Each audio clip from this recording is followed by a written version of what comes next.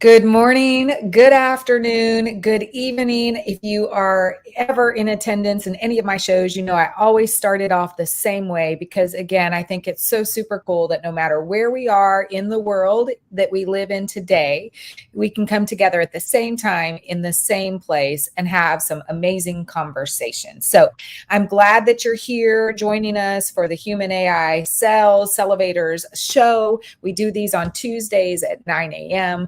I have taken a break off, so I don't even know how the algorithm is going to love us today, Catherine. So I'm super excited to be here. I did have Courtney in July, but and that was an amazing show. So if you didn't see that, go check that out. But it was one show out of like a million that I do in July. So I don't know whether or not anyone's out there at Team Live or out there for Team Live, but do let us know if you are. So in the comments below, you can either put Team Live or let us know where you're chiming in from. I am here in Houston, Texas. And what's super cool is Catherine's going to tell you where she is located as well. Because yes, I'm in Houston, Texas too. And so I think, Denise, that we have Jen Halpern to thank for connecting us, right? Because Houston's a big place. I don't know if we would have connected. And now you're going to be speaking at my event. And I know our worlds are starting to overlap. So I'm very grateful for that network connection.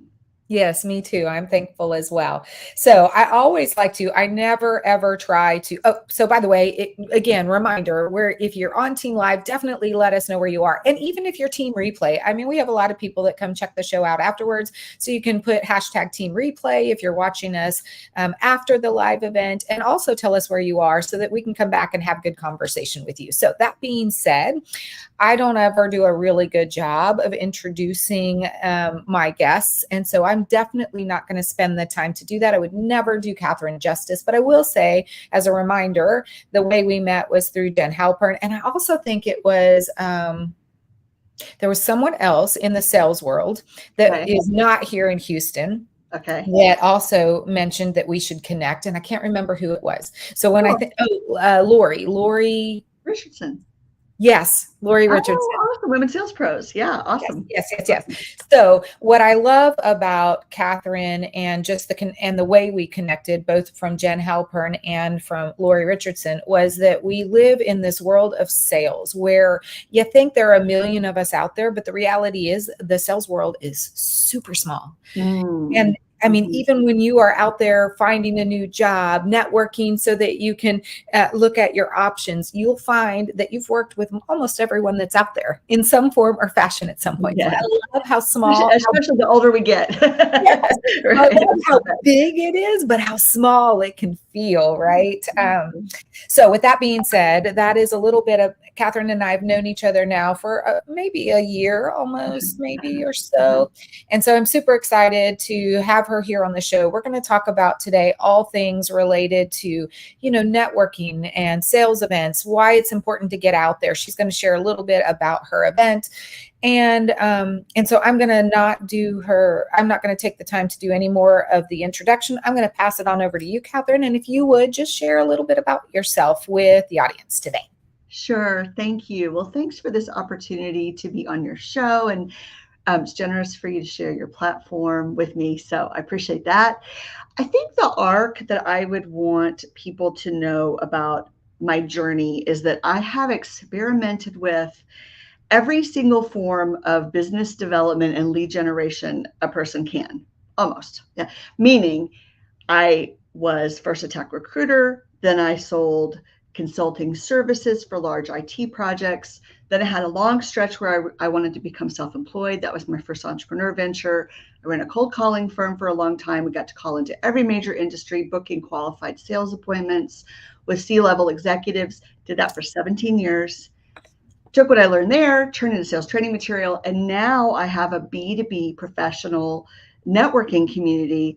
And the reason I've arrived at this place, Denise, is that I've done extensive cold calling, extensive email marketing, very active on LinkedIn.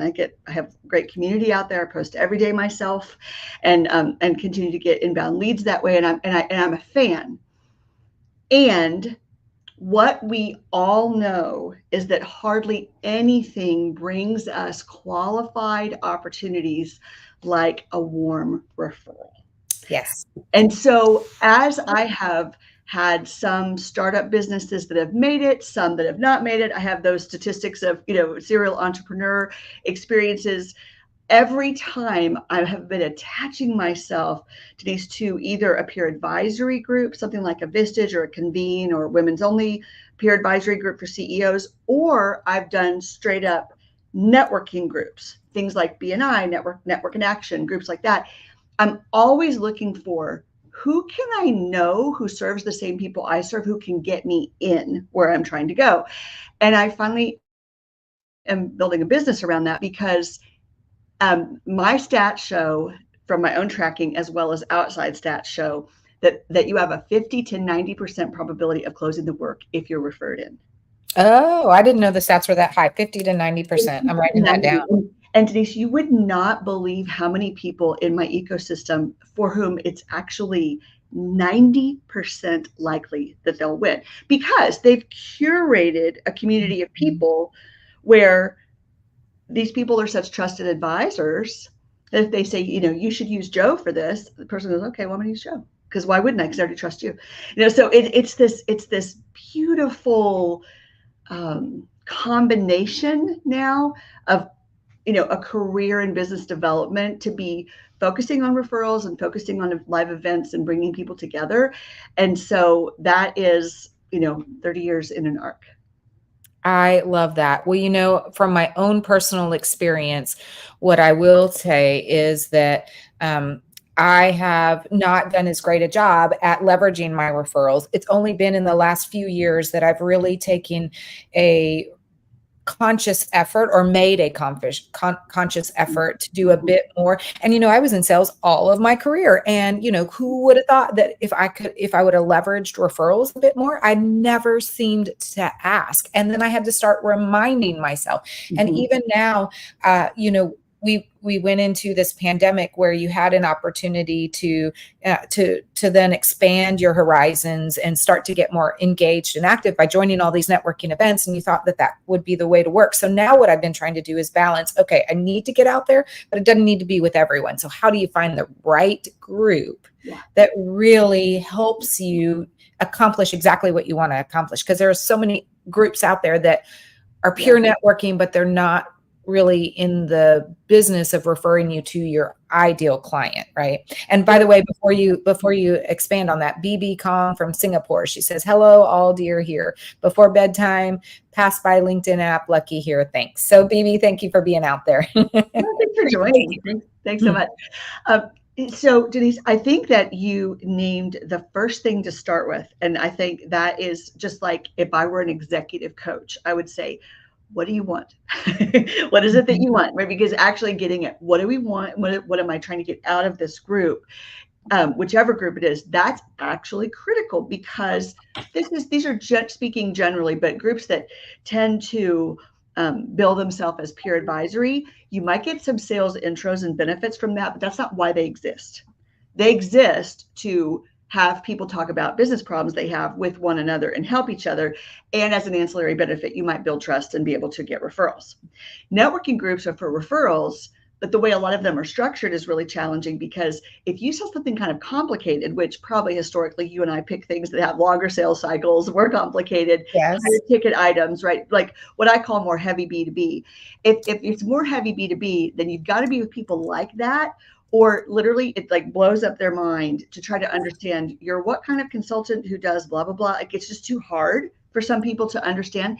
So it depends on what you want. That's the first thing is what do you want? And I think if I hadn't spent so much money paying to be a member of networking groups, it surprised me originally. And now I realize lots of people want to go stand around and it's a social outlet for them, but they don't go in with an agenda to meet the right people who share the same types of clients. They actually have a different agenda. So first you have to figure out what you want. Then you have to be sure what the purpose of the group is and that the leaders align with that.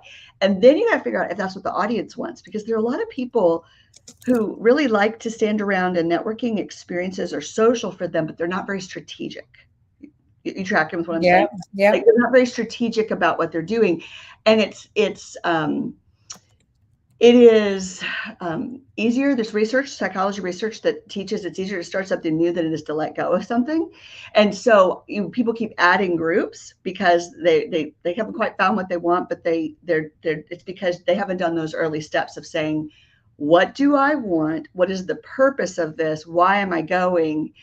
So I'll say this and then I'll pause and give you a chance to respond. I have gone back and forth, Denise, on whether I should invent a new word and whether using the term networking is even helpful, because for a lot of people, networking events have been a low value, high. My husband's an introvert, and we call everyone that's not immediately in our circle other people as a joke. So he's like, there's a lot of OPs in the room. And so for introverted people, for people who are literally overstimulated by, big crowds, like the word networking it like brings terror to their heart. And there's whole other ways of doing it. And it begins with, what do you want? And is that the purpose of this group? Because not all groups are for the same reason. Well, there's a lot there, but first I want to acknowledge Chella. So Chella, thank you for being here. Chella is actually normally in California, but she's been here in Austin, so not far down the road from us. Chella is one of my power partners of whom I adore. So thank you, Chella. And she's actually leaving Austin today. So she is headed, I'm certain she's either at the airport or headed to the airport. So excited to have you here. And BB, thank you again for joining us. But, so let's unpack some of that for a second, because I think if you think about, there's a lot. So networking, if you could figure out a new word to describe it or to title it, because you're right. When I think of in terms of networking, it's really just about handshaking, whether that's virtual or live, right? It's really about just saying, hi, how are you doing? But what I found today, even in sales, is that it's not just about the relationships anymore. It's relationships that add value, right? So you have to build credibility and add value immediately. And I think that, we all go to these networking events for different reasons, right? And that is purely up to the individual, and it's okay. But they're not wrong. It's just that not every group is right for everyone, right? Yes, but I do also believe, and this is where I think it's where, having these conversations with you is so valuable, because I do believe that there are people who have the same intent that maybe you and I might have, but they just don't know how to go about doing it, right? And you don't know what you don't know. So I think we have to do a better job of explaining what our groups are when we invite them. Yes. And we have to do a better job of setting the stage for them so that you can weave them out as well. So, qualify them in or out very quickly, but teaching them how they should be doing the same, right? Yeah. I think that's. Yes, exactly. So one of the industry challenges, many of the major franchises and then individual groups that have popped up, like you said, over COVID, that became Zoom groups and then evolved into something else. One of the big differentiations I would tell people is, depending on who buys from you, if you sell to corporations, most of the time, I'm not going to say always, because I have learned to never say never, but most of the time, you want one of your first qualifiers is the group only B2B? Yeah. Meaning, does every member, let me spell that out for your listeners, right? Does every single person sell to a manager, director, business owner, C-level executive, VP level executive? It doesn't even matter what level of executive for this initial criteria. The first question is just, do you have a storefront where people walk in and the sales are made one at a time? Are you retail? Do you have only an online store, which is so cool? There's so many wonderful businesses that are that way. But you're probably going to invest in smart investments for you're going to be ads and figuring out your digital footprint and SEO and things like that. That's probably going to be a smarter strategy for you. If you sell to corporations, then being with people who also do that, that's the number one question. Yes. Okay. Then the second criteria that I would teach is, do the people in the room truly see themselves as trusted advisors to their clients? And what I mean by that, Denise, is people like, who's going to say, no, I don't want to be a trusted advisor? But the question is, do their actions demonstrate that's true? Because one of the ways you can be a significant trusted advisor to your client is to ask your client smart questions about other parts of their business about which you will not sell anything. Right? Just being curious about them. So an example would be if with my sales training hat on, I know a lot typically about what's happening in both sales and marketing because it's all around business development. As I get to know them, I can learn more about hiring, and I can ask more about their ERP platform, and I can ask more about other ancillary technology, and I can become more concerned with what happens when they onboard customers. Like those are adjacent things that make sense around my sphere. Mm-hmm. And I can become a referral partner to all the things that precede me by a little bit and come after me by a little bit in that buying cycle, simply by being curious and caring. And that comes by conversations. And again, it goes back to the leader. I would say, have a virtual coffee with the leader and ask their philosophy, because if they're not creating spaces for you to understand who in this room comes before me, who comes after me, who else thinks like I do, if that's not curated carefully, it's going to take you a long time to figure it out on your own. Believe me, because I've done it and it takes a long time. You could spend 1 to 2 years in a group before you decide this group is not really for me. And I've done a lot of that, quite Me honestly. too. I mean, and I've wasted a lot of money, right? And I think at the beginning it was, I really just wanted to get engaged in networking again because we were isolated and sequestered to our home, and then I couldn't let go of that membership because I felt really bad because I joined the group, but I realized, and it took me a long time to figure it out that hey, they aren't the right group. Yeah. And then you're just hanging on by a thread, but then you don't have the bandwidth or the finances to go out and think of, find others. And then when you finally do, it's how do you let that? I mean, it's a whole process. And Denise, let me interrupt you and say that I think it depends on a person's personality. Like some people cut and run faster. Yes. I think the same attributes that make me a very good thinker and giver about how to make those intros, those are the flip side of that coin is it's hard to quit.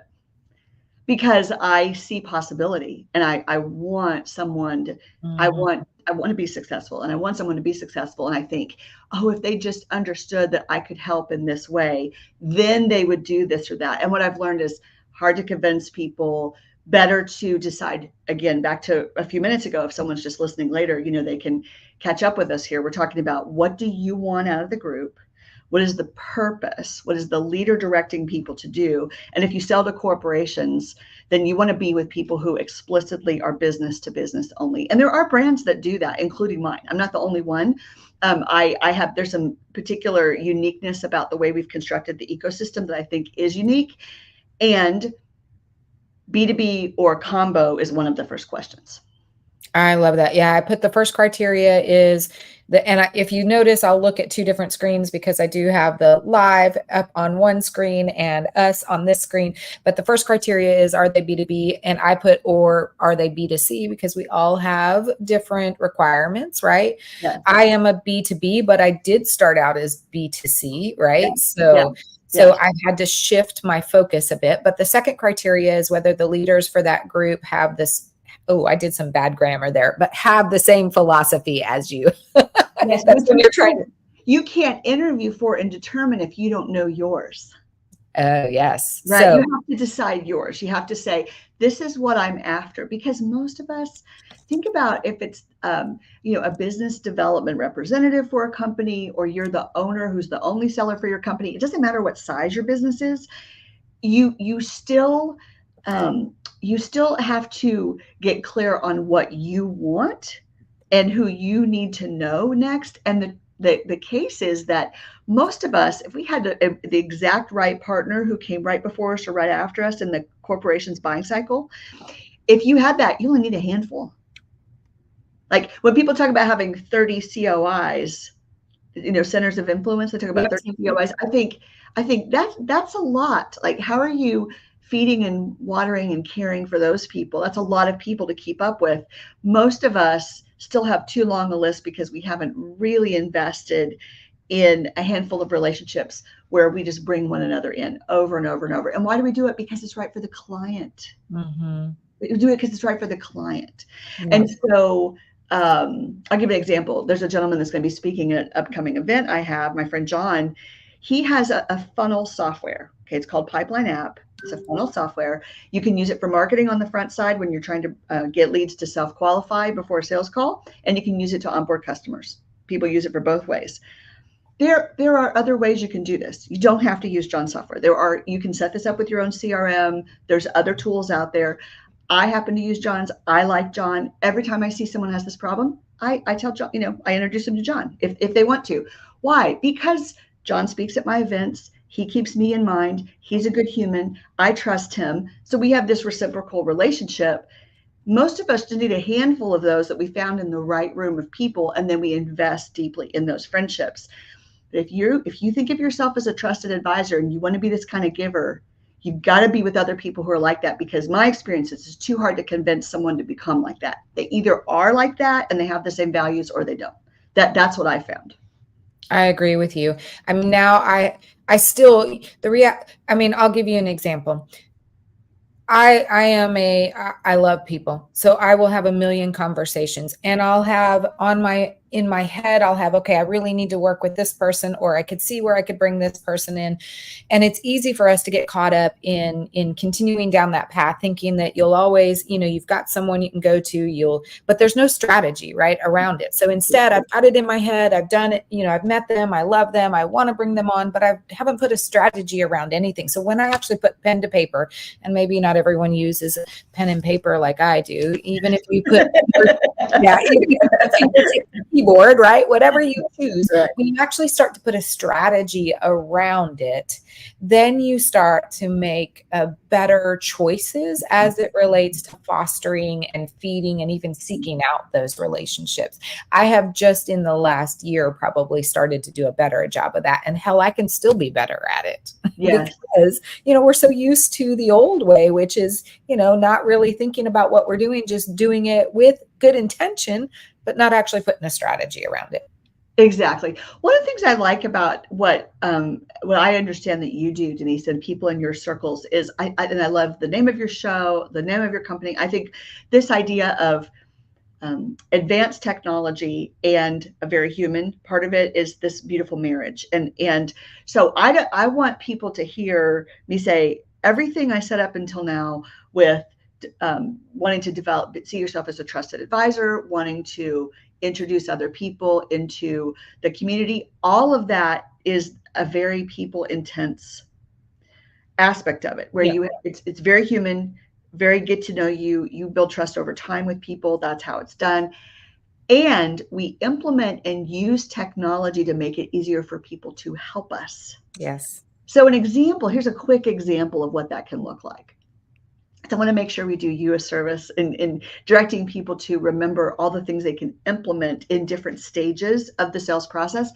A lot of people in my network, well, probably saying a lot is an exaggeration. I think there's some early adopters doing this, and I hope more people will do this. Some people in my network who refer a lot of business to one another, they created a custom landing page with a video for that referral partner that is on their website, that is a hidden page.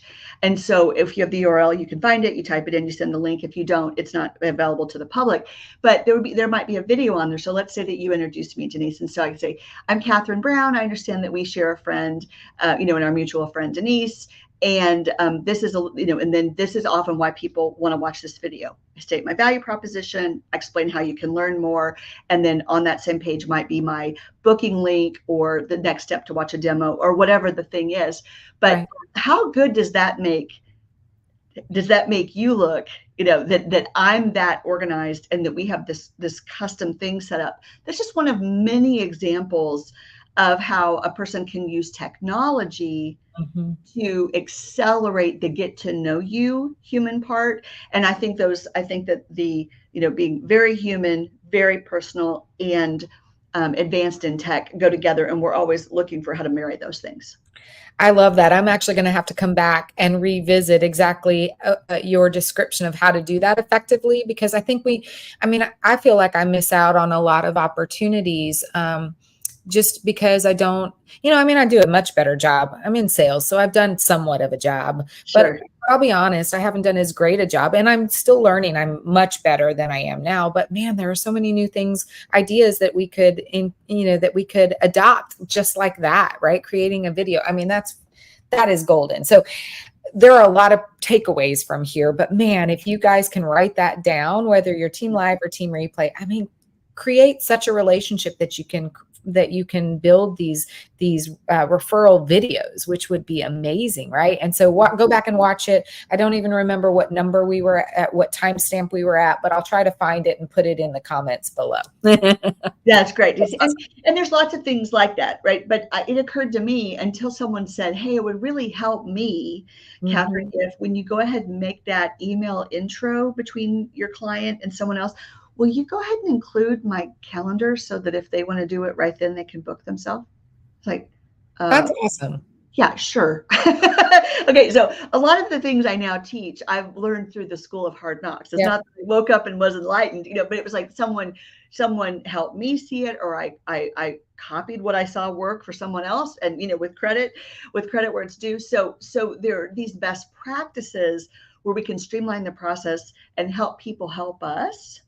And again, when you pick a few people to do that with, you can decide your strategy, or you can say, we're going to do a webinar together and we're both going to use our email list and we're both going to market this. And then we're going to show up and there's going to be 2 calls to action, or I'm going to subcontract under you for this piece and there'll be 1 call to action. Whatever that is, just figuring out what is it that I want, developing a plan, and then figuring out where's a community of people who share these goals and desires. I think there's a shocking number of people who have such a low view of networking. They expect to stand around and have most of their time be wasted. And it's just downright offensive to me, not the person, but the idea that there are still events that don't value people and their time more to be more curated than that. It just doesn't even make sense to me. I get that. Oh, well, I mean, we all experience them. So I do know we're already at the bottom of the hour, and I really want to hear a little bit more about your networking group and what you've got coming up in September. I'm super excited for that because I actually get to participate in it as a fireside chat. So I'm super excited about that, but maybe share a little bit more about what your group is. We've already heard some great criteria that you have, or that you used in order to build this out. And I know that you are intentional in every aspect in the way that you network. So maybe share a little bit more about that now. Okay, great. So the group, the event, and being intentional. So the group, I have a friend named Mark Nathan, who many listeners here will know if they live in Texas, because Mark he's like the Kevin Bacon of the equation. Lots of people know Mark in Houston, and now he lives in Austin. But Mark was actually the one who gave me this analogy, which I'm so grateful for, because if you follow me on LinkedIn, you'll see I do talk about a lot of brands. And it's because the analogy I'm going to give you is that there is a shopping mall and there are stores. And so there are several stores in the mall, and the mall is called the Good Humans Growth Network. Okay. So the Good Humans Growth Network it's the name of the mall. It's in Houston. There's Memorial City Mall.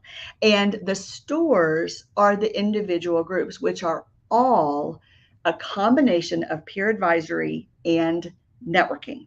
So what I mean by that is we'll talk about challenges. You go in small groups, you get to know one another's business, and you're there for a particular reason to get to know other trusted advisors to build a referral community. So there are multiple brands that I don't want to overwhelm your listener by naming all the brands, but it's growing rapidly. People are growing new groups inside the network from scratch. Other companies that exist that might have 1, 2, or 3 chapters say, you know what, I want to be a part of this because this is a national B2B community. The Good Humans Growth Network is a national B2B. So you can graft in, you can add your group into my community. So those are all the stores. The mall is called the Good Humans Growth Network. So the Good Humans Growth Network is going to host 2 events a year that no matter whether your individual store, which is your group, it doesn't matter if you meet online all the time. It doesn't matter if you're geographic specific. For example, there's one in-person group in Wichita. There's one in-person group in Houston. It doesn't matter where you live. We all come together twice a year. And those twice a year events, Denise, are also a marketing opportunity for the network because you don't have to be a member of one of the stores to come. You can be a guest. And so many people will say, well, I'm going to try out this event as a way to see if this whole community is all that in a bag of chips, which, hopefully it is. But some people want to do that before they want to commit to membership of a group that meets anywhere from once a month to once a week, depending on the group. So that's how the group works. Think mall and stores. And the mall, which I run, has 2 events a year. Okay. So that leads me to the second point. The second point is in Houston on Friday, the 6th of September. So right about 1 month from the time we're airing this, we are going to have our first business development workshop and networking conference. So it's called Sell Well. It will always be called Sell Well. I will have this year over year. So it grows and grows and grows and grows. And what is so amazing, Denise, is so far about 50% of the people who have signed up so far don't even live in Texas.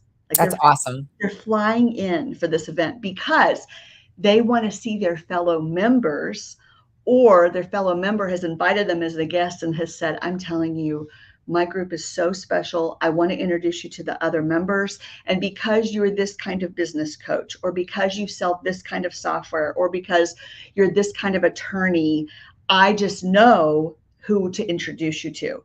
And so there's just so much trust. Think about what's required for someone to walk into a room of people where they know one soul. And I just feel very honored that that's already been happening. This is the second event for the network I've held. It's the first one that's this combo of real explicit business development workshops plus networking time. I love that. So when you talk about the business development workshops, because, it's all great and dandy to come in and meet new people and get referrals, but also if you can gather some good information that you can take back, some practical tips that you can do to improve your business. What is your concept around that around those business development workshops? What are some of the topics you're going to be discussing? Yes, Denise. So the whole theme is around what's changed just in the last 2 years in BD. So again, a lot of owners who are their own company seller in the room, and then there are also our account managers, business development reps, sales development reps, all combined in one room. Everyone has the same needs. I mean, they all need to do more modern business development. So what every workshop is oriented around is what's changed in the last 2 years. So it's not going to be just like this long list of buy this tool, try this AI thing, whatever. There's a place for that. And some people who are early adopters want to go research product names when they leave. This is more like earlier in the broadcast, I gave you a tip of having a personalized landing page for my key referral partners who always send people to me. Mm-hmm. That kind of pro tip is what every workshop is like. Every person has been empowered. I handpicked every person, and every person's been empowered to say, okay, let's say I'm a fractional VP of sales. I'm on a panel. I'm talking to people. I'm going to tell you exactly what my client did to go from here to here. That was a next level pro tip thing to implement and practice that made a difference in me having more qualified opportunities when we had our first sales call together, or more opportunities in general. So really, I just can't say it enough, like really practical, real life case study driven stuff. I love that, because I'm a firm believer that the differentiator between us and anyone else that does what we do is going to be the experience that we foster with them, right? It's going to be giving them practical tips. No one wants to be talked to. They want to be spoken with, right? Yeah. They want to be part of the conversation, and they want to know that you are not just philosophizing. That's right. That's my word for today. But that you are actually giving them practical tips that they can walk away with, that they can implement today. Well, right. A couple like nuanced things too, Denise, is like, I'm crazy about rounds. So we'll have the main room and a breakout room. And so there'll be 2 tracks. We'll either be all together or there'll be 2 tracks. And in the big room, I have rounds. And every time I can, I have rounds, because I want you to think about how you're always doing double duty.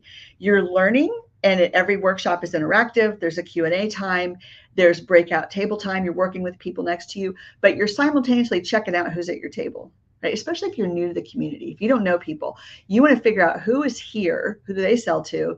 You're getting to know them even as you're learning. And so there is dedicated time for some structured networking. We're going to give some questions to kick us off to guide the conversation. So there is this dedicated networking time, and every session is a networking session because we'll probably have around 100 people for this first event. Like, it's not 1,000 people. So, I mean, you could meet a very significant percent of the room. And again, what makes them the same? They all sell B2B products and services. Many are relatively small businesses that are selling up market. So lots of people selling to mid-market companies. And so these are selling to people who, those buyers, if your client is 200 million in revenue, they don't like to take a cold call. I mean, I love cold calling, no offense to that, but I have case study after case study after case study where buyers say, yeah, I just buy by referrals and I don't take calls from people I don't know anymore because they're busy. And so if everyone at your table has those same goals and is trying to sell to people like that, or has clients like that in their Rolodex already, every workshop is also networking because these are people you want to know. Yep. Okay. Well, I'm super excited about the event. So tell us how we can actually either get more information if you didn't get enough, which I think you've already done a great job. So thank you for sharing that. But if you feel like you need more, or if you want to register, how do we best do that? You know, I think the best thing to do, actually, because the URL is just a little long, I think the very best thing to do is for a listener to find me on LinkedIn, and it's Catherine with a C, so it's Catherine Brown, and there's many Catherine Browns. So here's the pro tip: is make sure your profile. Thanks, Denise, for that. Many people haven't given a lot of thought to the keywords, just even in their whole profile. And if you ever want to tell someone else about me, or you want to find me, you can find me by Catherine Brown B2B Referrals.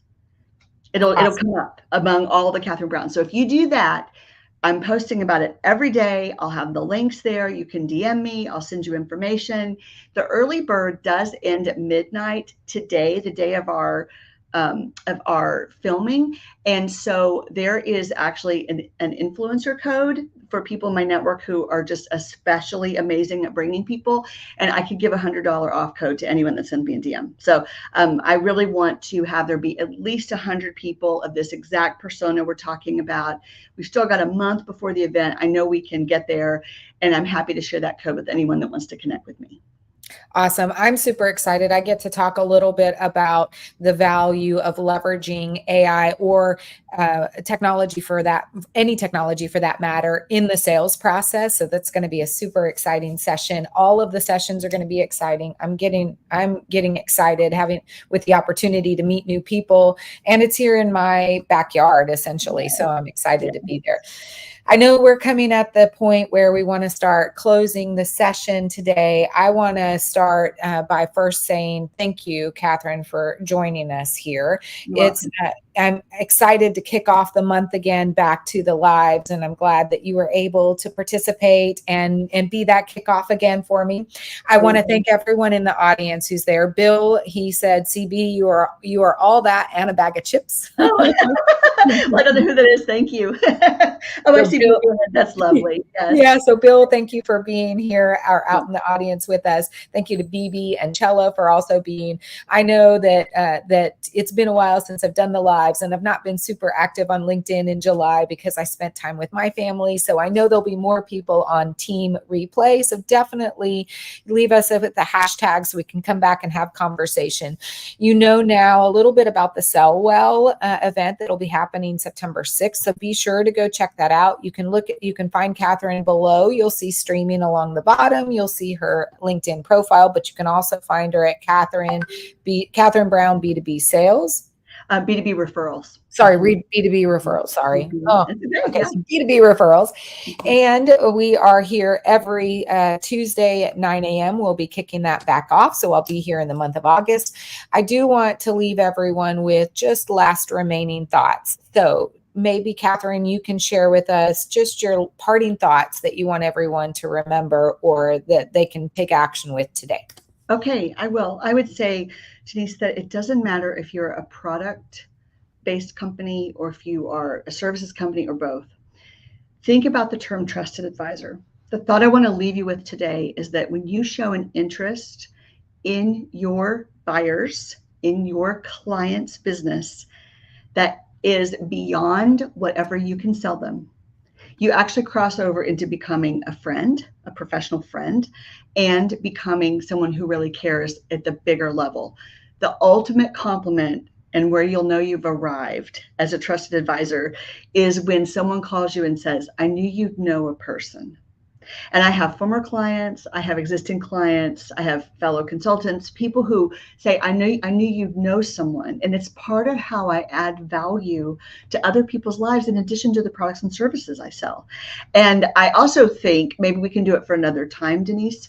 But I think that because people think selling is a bad word, just like networking can be a bad word for some people, because of that, one of the ways you can overcome that fear is by being a trusted advisor and being on the lookout for other things that client might care about in addition to what you could sell them. When you're that kind of person and you cultivate this kind of network, you build so much trust. And I find that helps people tamp down the fear when they actually ask for the sale, because they understand that they have demonstrated that they know, love, and trust that client and they want what's best for them.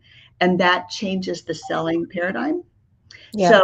So this is why I think equating becoming a good referral partner with being a trusted advisor, that's why those go together in my mind.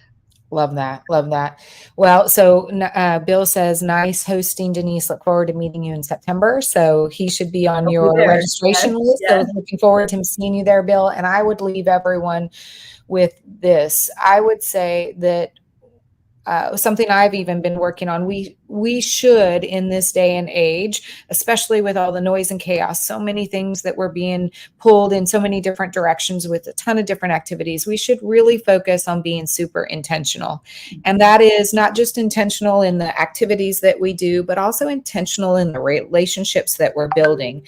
When we move or act upon with intention, we do a much better job of building these networks of collaboration partners that we can leverage, that we can engage with, and that we can bring to our clients. So, and that can help us find new clients. So I want to say, try to be intentional. I would ask that you take the time today before you pick up your next pen or your next phone call or start to type your next email, that you think about the intention that you have and use that as a way to start leveraging in being intentional in everything we do, which also means in the way that we network, build our referral partner, and in the way we foster these relationships that bring us additional clients.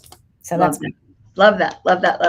All right. So I want to thank everyone again. I am going to try to take us out with a little bit of music. So I'm going to end the stream with a little bit of music. If it's been a while since I've done this. So, but I want to again thank everyone.